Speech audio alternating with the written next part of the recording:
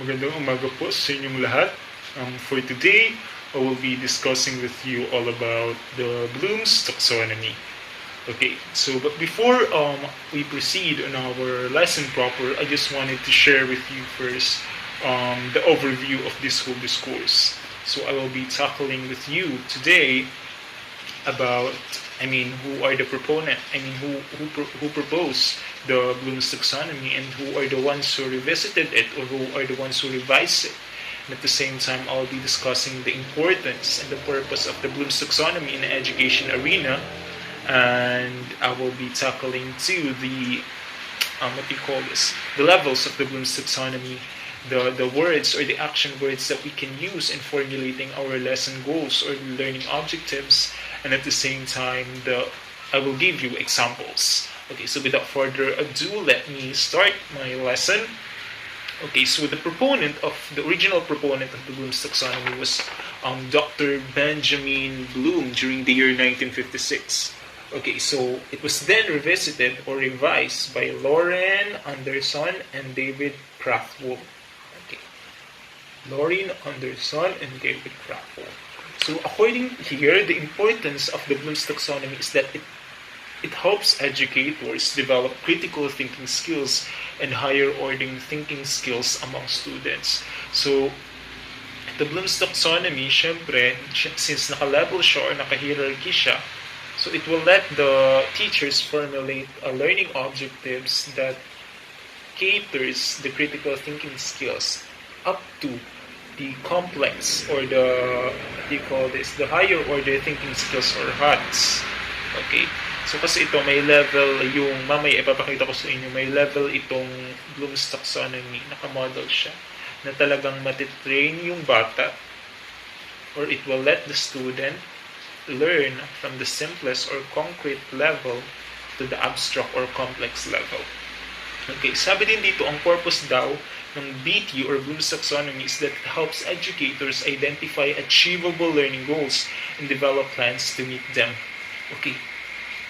So kasi pag meron kang sinusunod na model, so itong Bloom's taxonomy nga, sabi ko nga sa inyo, from simplest to complex, from simple to complex.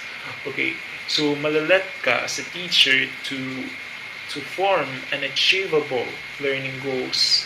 Okay, so this of course in line with the competency and the learning capability of your student. Okay, so kailangan tandaan mo pa din kung may kakayanan nga ba yung bata. So at least if you know Bloom's taxonomy, then it will let you as a teacher formulate learning objectives that are achievable or SMART, meaning specific, measurable, attainable, resource-friendly, and time-bounded. So kailangan yun yung matatandaan natin all the time when we are formulating our learning goals.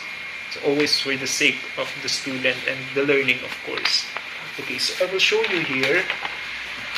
Ito po yung sinasabing level kanina wherein yung simple, sabi dito, simple and concrete is the remember and understanding, and ladderize niyan pataas after the abstract or complex, which is the evaluate and create. Okay? Sabi dito from concrete to complex. Okay, so naka-level ka dapat. When doing your lesson, dapat sa remember ka muna. Sabi dito, ang previous knowledge mo or tinitrain mo or ina-ask mo yung prior knowledge ng bata. Okay, sumunod yan yung understanding or the previous comprehension, kung ano yung pagkakaintindi nila or kung ano yung interpretation nila out of something or out of the lesson. And then pataas ka na to ma-apply na yung bata, mag-analyze na yung bata until kailangan niya nang mag-evaluate or mag-judgment or magkaroon ng critic and then mag-create or gumawa ng bagay out of something or out of the lesson. So sinasabi dito na order was reversed kasi yung original na model nito is that yung synthesis yung nauna and then evaluation yung last. Okay, so binago nila, pinababa nila yung evaluate and then pinataas nila yung create kasi yung create na yung pinakamataas kasi kailangan ng gumawa ng bata and masyado na talagang mahirap yun. Okay? Masyado na siyang complex kasi kailangan mo ng planuhin, kailangan mo na mag-invent and mag-isip. So, yung bumago nga nun, sina Lauren and sina Krathwohl. Okay? Binago siya during year 2001. Okay. And then they interchange the from noun, they interchange it into gerund or into verb para mas maging active siya. Unlike sa original domain, which is naka-noun lang, which is passive. Okay? So, hope you get the point. Okay. So, eto na po yung actual model. The Bloom's taxonomy. Inverted. Okay. So, yung pinakauna dyan is yung remembering. Remembering or remember. Meaning, you will find or remember info. Finding or remembering information. So, pwedeng you can ask their prior knowledge about the definition of this, define this in accordance to your prior knowledge or idea, or name, identify, locate, describe, memorize, define. So it's all about the previous knowledge that you have. Kailangan mo lang tandaan kung ano yung mga natutunan mo before. Okay, so kahit anong idea lang. For example, when you hear this word, what can you say when you hear this word? Can you define this based on your own idea or understanding?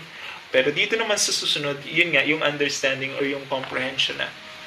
Understanding and making sense out of an information. So, kailangan na mag-interpret, mag-summarize, mag-explain, mag-infer, mag-paraphrase, mag-discuss. So, discuss, for example, discuss your understanding about the short article of climate change, or interpret what you can say or what you understand from the given illustration or text or graphics. So, dito, tinitrain mo na yung understanding ng bata. Now, of course, ina-apply din nila yung previous comprehension nila ng bagay na yon. Okay? Or ng lesson na yon. Sunod na yung mas mataas is yung applying. So in this case, sabi dito, use info in a new but similar form. For example, use, diagram, make a chart, draw, apply, solve, calculate. For example, make a poster about environmental awareness. Okay, so calculate the molar mass, or make a diagram make a concept map of the types of rocks, igneous rocks, the sedimentary, and the metamorphic. So, something like that. So, ina-apply na ng bata yung learning niya. Okay, so sumunod na tayo is the analysis. Or analyzing, I'm so sorry.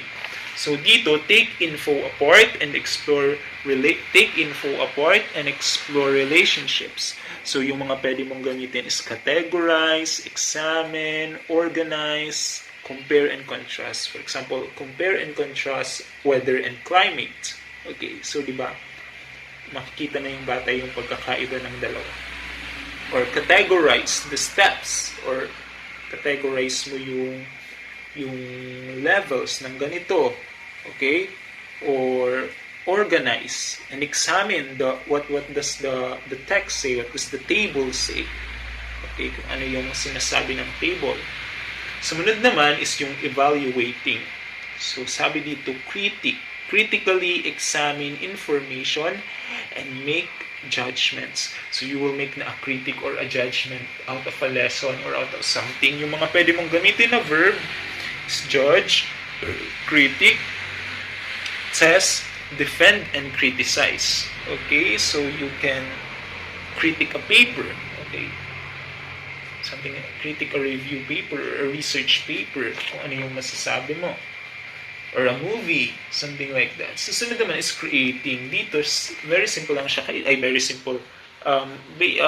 Self-explanatory. Kailangan mo na talagang gumawa ng model, ng intervention, mag-i-invent ka na or gagawa ka ng something. Uso to sa mga action research na kailangan mo mag-intervention, like mga strategic material, electronic strategic material, or antimicrobial sanitizer. Kailangan mo nang gumawa ng product out of something. So, kailangan na ng masusing pag-iisip. Complex thinking. Kasi gagawa ka na I-apply mo na yung lahat. Simula sa baba, pataas. para makakreate ka. Okay. Mga pwedeng gamitin dito, design a model, or sabi nila dito, build a model ngayon of a cell, or kaya naman plan a seminar, or plan a webinar, o diba? Or plan a tree planting activity in line with your environmental awareness lesson, or construct and produce or devise. Mga ganyan yung mga gagamitin mo dapat ng mga verb when nasa creating ka na, or create. Okay, so ito po yung drawing ng Bloom's Taxonomy. So very important na dapat as a prospective teacher, oriented tayo nito. Kasi this is widely used. So ito yung magagamit natin when formulating our lesson objectives. Diba? Para ma-assess natin yung methodologies na gagamitin natin, and at the same time yung assessment na gagamitin natin for the student. Kasi pag alam natin yung Bloom's Taxonomy, pag ini-inline natin ito sa mga levels, ibig sabihin, ladderized tayo, organized tayo. Okay, so meron systematic na way tayo na hindi dapat creating agad. Nasa creating ka agad, syempre, yung bata, hindi mo dapat binibigla. Okay? So, kailangan sa simula ka muna, from remembering, from simple, from basic ka muna. Kasi, the basic is always the foundation. Pag pumunta ka agad sa complex, for sure, matitrigger yung learning ng bata. Hindi maganda yung matututunan niya. Kasi ni-disregard mo yung basic, which is the foundation. So, kailangan simula ka muna sa baba, pataas. So, organize yan. Hindi kailangan agad-agad create a intervention of this device. Agad-agad pupunta ka na doon. So, at the end of the day, it's all about learning process. Dapat systematic ka, sunod-sunod, organisado ka as a teacher. Kasi that will let your student really learn. May matututunan yung bata at the end of the day. Sabi diba sa education, ang masasabi mong magandang quality ang education if at the end of the day, may natutunan ng bata and yung concept na natutunan niya, na-apply niya into a real-life scenario. So that's what the Bloom's Taxonomy want, na ma-develop yung higher order thinking skills ng mga bata, which is very important ngayon. Lalo na we are in a new form of education. Okay, so I think that's the end of my lesson. Thank you very much for listening. Once again, a pleasant day to all of you.